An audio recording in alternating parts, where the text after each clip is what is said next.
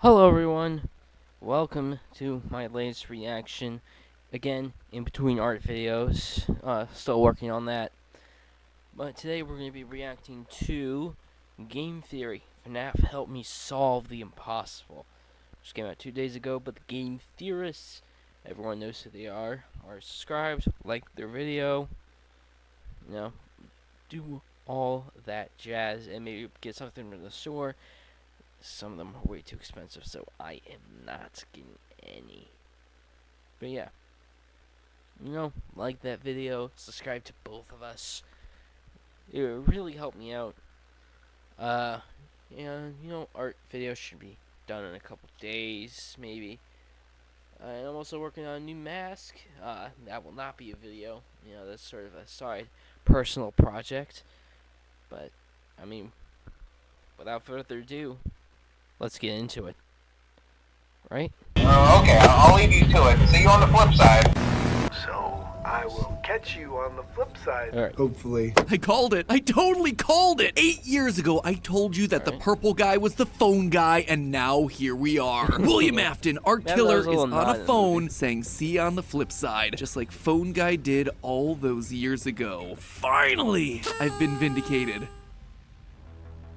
Hello, Internet! Welcome to Game Theory, the show where every victory is bittersweet. You see, while I should be super happy that I just had one of my oldest FNAF theories confirmed, instead, I'm feeling haunted by the unsolved mysteries of the past. Let me explain. At this point in the series, I feel like we have a really solid understanding of the story. We know the broad strokes, we know the general timeline, and the few big lingering questions that we've struggled with are starting to come into focus. Where's the placement of Sister Location? Well, the most recent games and books have hinted at its connection to the Fredbear era. What's the origins of Fazbear? Well, the books seem to be giving us more and more hints pointing at the early days of William and Henry's working relationship. What was the deal with FNAF 4? Literally, the final tale of the Pizzaplex all but spells it out for us. All of those are probably theories best saved for a later date, but today, I wanted to focus on something else. The clues that we've all completely missed. The times when this franchise has explicitly tried to tell us something, and we've utterly failed to pick up on what it's been laying down. And let me be clear, I'm not talking about me overanalyzing some minor detail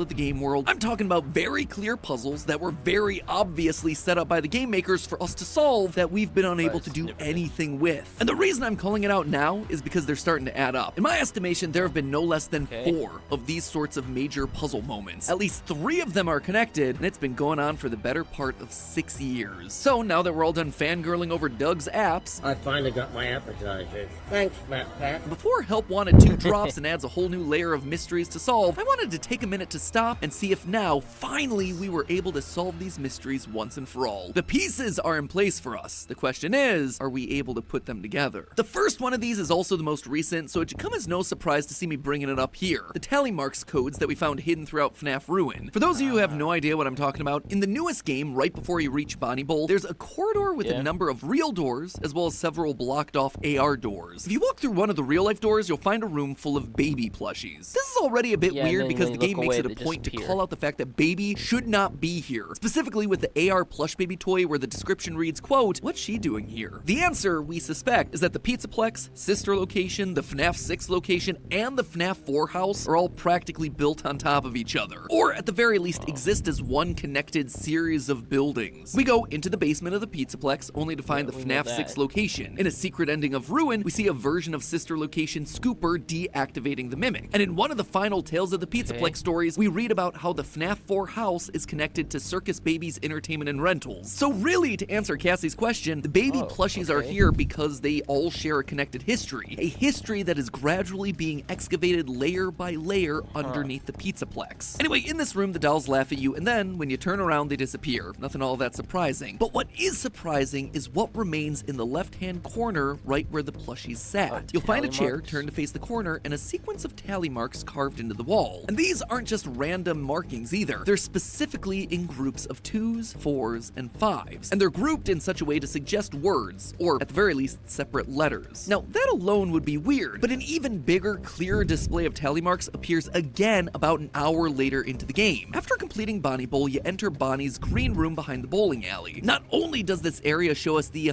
special relationship that existed between Freddy and Bonnie, if you put on the Vanny mask, on the wall over top of the pin-loading staff bot is another code. code, much larger and much more organized than the one that we just saw before. And once again, all the tally marks here are specifically grouped into 2s, 4s, and 5s. No 1s or 3s in sight. They are obviously meant to be connected. They're obviously trying to tell us something, but we are obviously not getting the message. So what can we do? Well, the first answer is to try a substitution cipher. Tally up the numbers and swap in the appropriate letters. Notice though that the tally marks are weirdly spaced out, which led a bunch of us to believe that we're supposed to be using those spaces to define each letter, adding up the numbers that aren't separated by the space. Ooh. So the top line there is going to be 4, then a space, then 544, which would add up to 13. It's a pretty darn self-explanatory system here. Doing that for the whole thing gives us a code of 4, 13, 6, 19, 4, 17, 7, 4, 16, 10, 8, 7, 27, 19, which, if you do a standard number to letter conversion, gives you this. DM, F, S, D, Q, G, yeah. You know what, I'm just gonna leave it there. Clearly, this isn't working. It's just a bunch of random letters. You'll also notice that there's a 27 in that number mix, which should have been our first red flag, considering that, you know, there's only 26 letters in the English alphabet. But Reddit user T-Girl Lunara wasn't deterred. Because the alphabet doesn't have 27 letters, they instead took it a step further and tried the whole thing as a shift cipher. A shift cipher is similar to a Caesar cipher, but instead of the numbers converting into standard letters like A1, B2, C3, etc., you instead mix up or shift the order in some way. So now, for instance, A is 7, B is 8, C is 9, and so on. Normally in a Caesar cipher, the alphabet then loops back around, so if A was 7, Z would then equal 6, but in a shift cipher, that doesn't happen. The numbers just carry on as is. So in this case, if A equals 7, then Z would equal 32. For this particular instance, T-Girl Lunara put A equaling 4, which meant that 27 was now X, and gave us the entire code of Ajka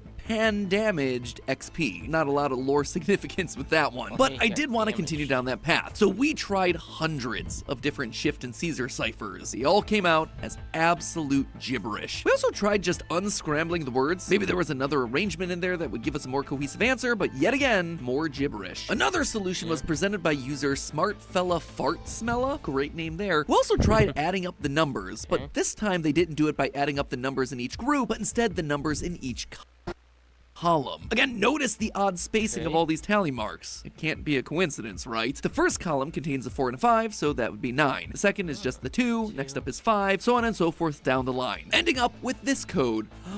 9, 2, 5, 9, 13, 7, 10, 8, 21, 16, 20, 14, 17, 8, 2, 5, 4, 4. This felt promising to me, because unlike last time, we only had numbers that fell within the alphabet. So converting all of these numbers into letters, we got ourselves the following. I, B, Imgajoop, bed. We once again went through with all the classic Caesar ciphers and word unscramblers and all that stuff, but once again wound up with nothing. Back to the drawing board for the third time. An anonymous poster uploaded this onto Imager, and the same point was later brought to my attention by Reddit user NoRate. Basically, what they pointed out was that the tally marks in the corner of Baby's room make a 5x5 grid. A grid that, when rotated or flipped, can map perfectly onto the tally code that we see on the wall of Bonnie Bowl. NoRate actually took this information and pointed out the fact that the main grid arrangement seems to line up with something known as a Polybius cipher, which uses a 5x5 grid of letters to scramble or unscramble codes. Basically, a number code like 53 would mean that you go along the top to 5 and then down 3, and boom, that right there is the letter for your phrase. And while it certainly seems promising at first, sadly the method also came up short. With only 2s, 4s, and 5s as the tally marks, the grid wasn't really giving us any information that we could use to decode anything. We needed an entire alphabet in here, not just a few random tally marks. The same held true for another famous 5x5 grid cipher, the Playfair cipher, which requires a code word to use. What could that code word be? Who knows? Did it feel like we were actually starting to make some level of progress here? Yes, absolutely. But did any of it yield us any results? No. But here's where things get really interesting. This isn't the first time FNAF has stumped us with tally marks. Rewind backwards 6 years, my friends, to the release of the Freddy Fazbear Security Logbook, home to my two oldest and greatest nemeses, the Foxy Grid and the Dabbing Chica.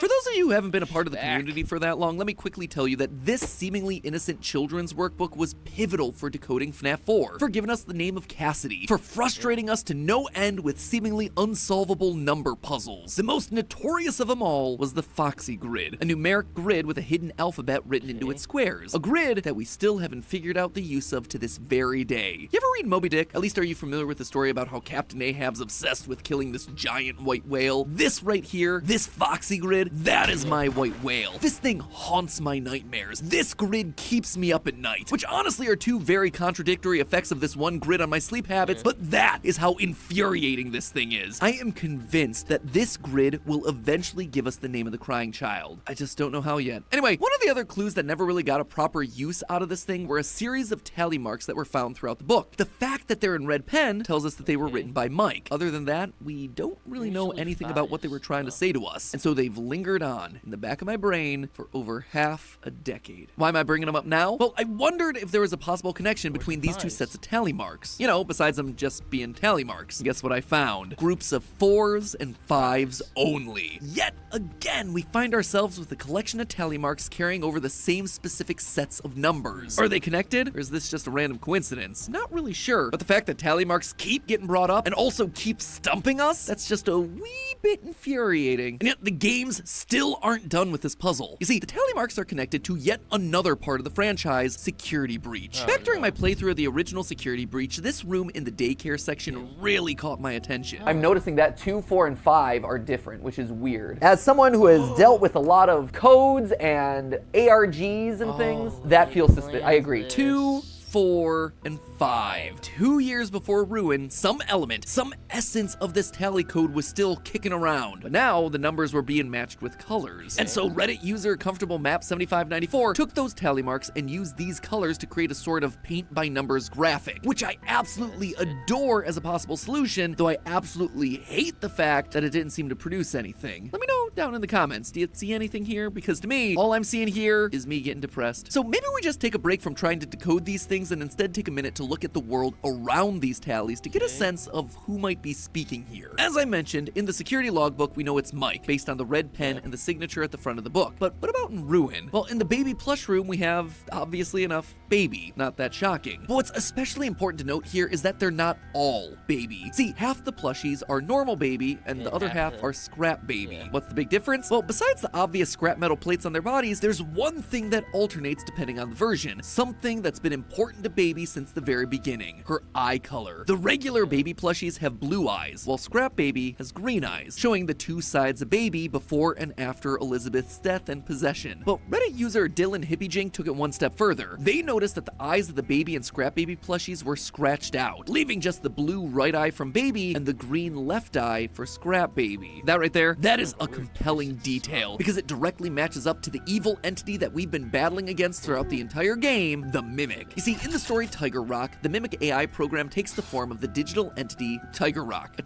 tiger animatronic with a green left eye and a blue right eye. Is this confirming for us that the Mimic AI and Baby are somehow one and the same? Or maybe that the Mimic has two souls, or entities that it learned from, just like how Baby in the books is two children in one, Elizabeth and Charlie. Not really sure, but that right there, that is a massive revelation that feels super important to solving the mystery. Or at least it did, until I dug a bit more and found out that the scrap baby plushies also sometimes have their left eye missing. It is still a very cool, compelling connection that I'm not willing to fully discount yet. It's just not as consistent as I would have liked as far as evidence goes. The chair, meanwhile, looks like a disciplinary measure. A bad child that was put into timeout, forced to face into a corner and scratching away at the wall to count the hours or days out of boredom. Since this is a room full of ghostly baby plushies, it stands to reason that the punished child here could have been Elizabeth. Obviously not physically here in this room of the Pizzaplex, but with the scene recreating a recurring moment from her past in some ghostly, spectral way. We know Afton wasn't really the greatest dad to her. Maybe this right here is a glimpse of his parenting style. As for the tally marks in Bonnie's green room, the font is the same, so they were likely carved by the same person. But honestly, that's where the similarities end. These marks appear in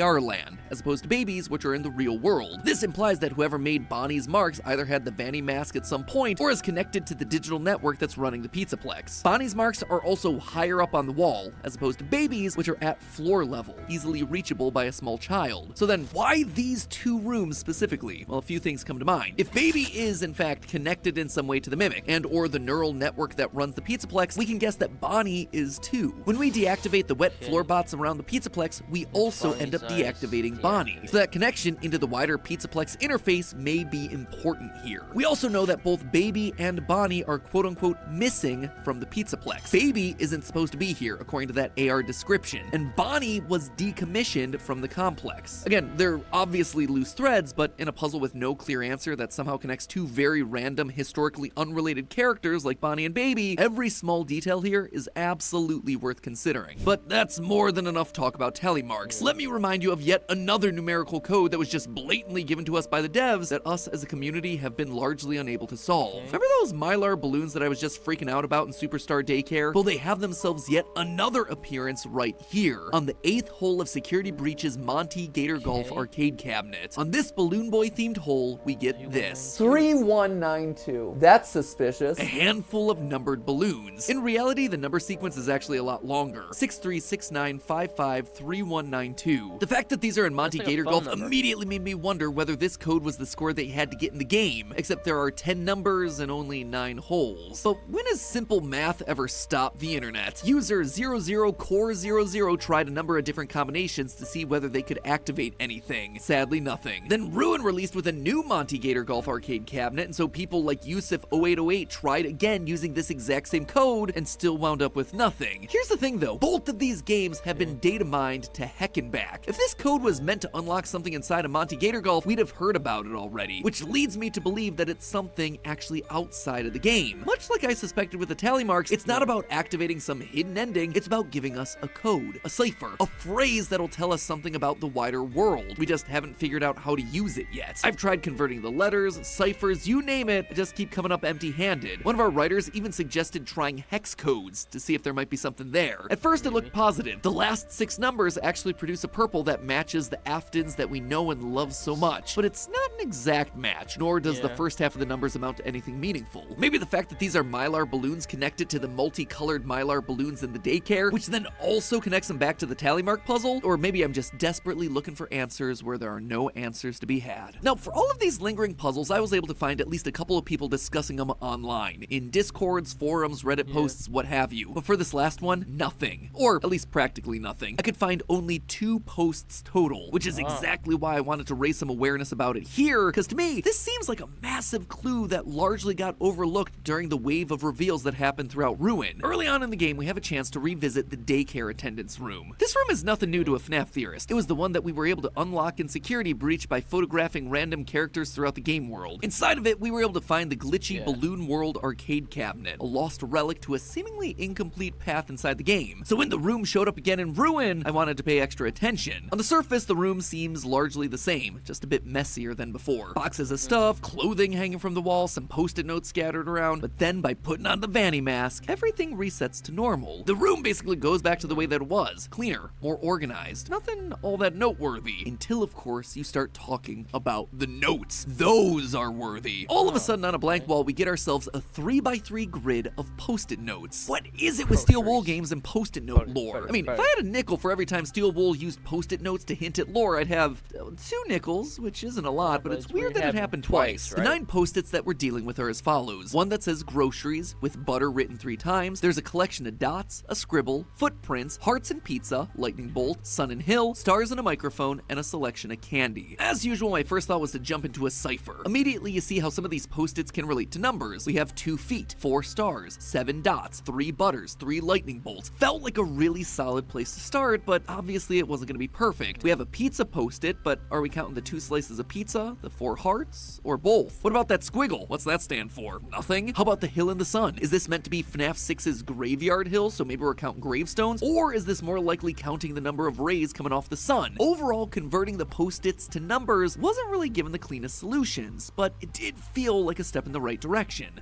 From there, when you look up how to solve 3x3 ciphers, the number 1 solution that pops up is the hill cipher. Now, when it comes to codes, a hill cipher is pretty darn complex, but overall, the key to deciphering one is a matrix, a table of numbers. And if you're using the English alphabet with its 26 letters, you're gonna need yourself a 3x3 matrix. Or, let's just say a 3x3 grid of Post-it notes. The numbers in the matrix represent the shifts that you're gonna have to apply to each letter of the alphabet. To encode a message using a hill cipher, you first convert the message into numbers. You can do this by assigning each letter of the alphabet alphabet a number from 0 to 25. For instance, A would be 0, B would be 1, and so on. Next, you multiply each letter of the message by the corresponding matrix. For example, if the first letter of your message is A, you would multiply it by the first row of the matrix. If the second letter of the message is B, you would multiply it by the second row of the matrix. The result is a new number which you can then convert back into a letter, giving you the encoded message. To decode, you just do the same in reverse. For instance, if I had this message, "Hello, how are you?" With this matrix, 321110201, my encoded message would look a little something like this.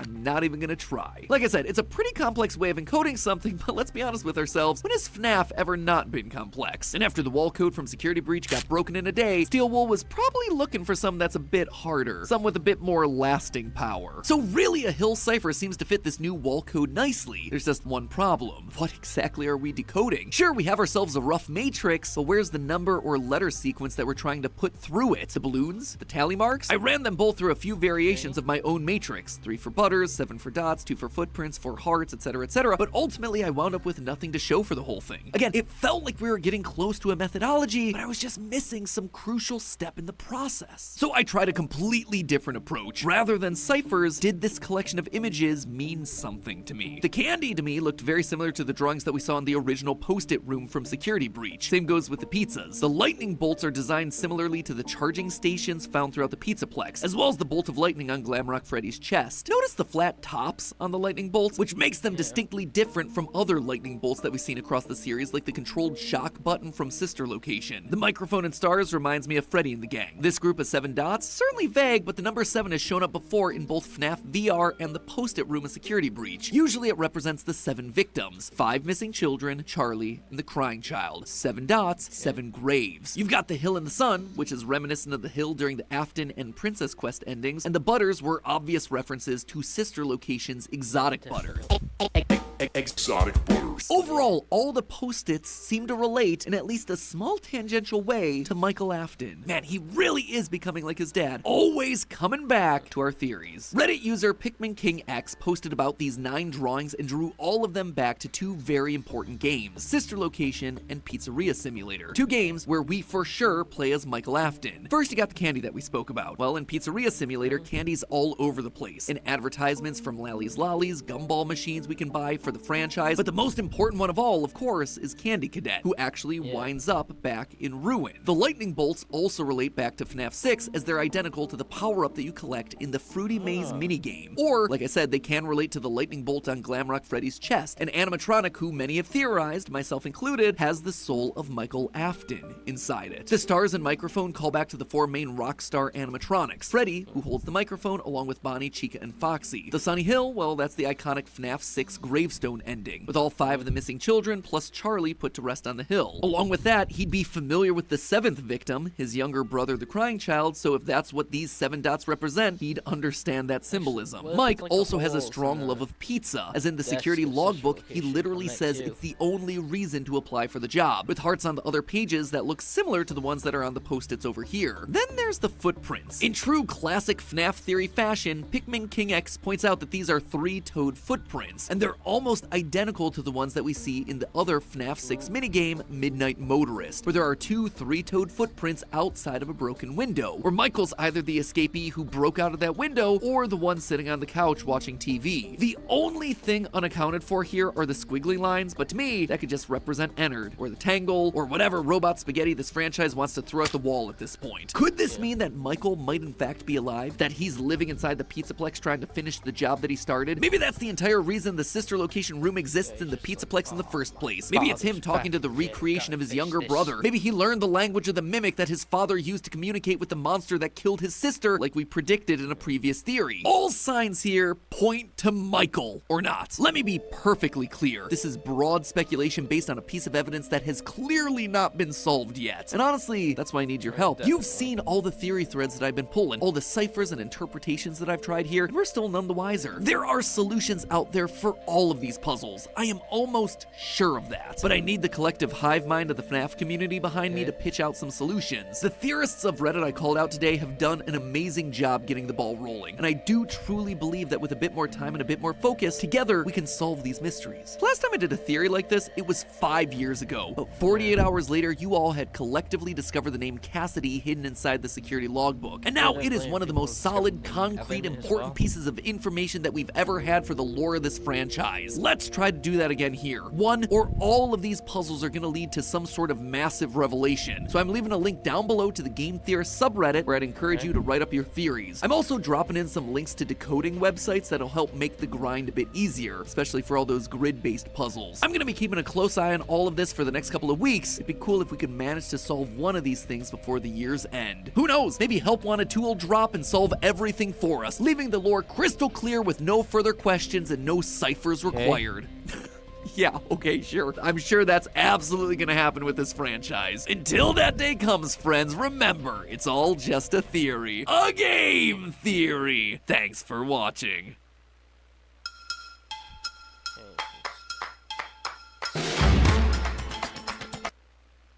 Okay, so I do have like 2 theories based on this video.